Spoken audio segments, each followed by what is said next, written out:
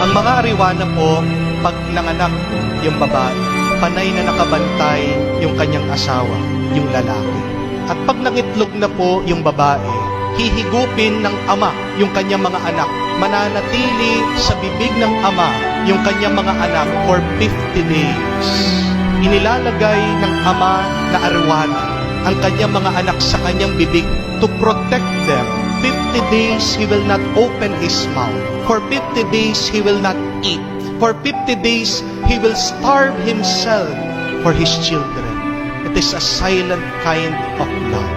At pagkatapos po ng 50 days, doon po niya bubuksan ang kanyang bibig at makikita niyo po lalabas ang kanyang mga anak. Makikita niyo po na parang naiiyak pa yung ariwana. Ang gusto lang niya, habang buhay, poproteksyonan niya, aalagaan niya, kahit na mamatay siya, para lang sa kanyang mga anak. That is the love of the Father.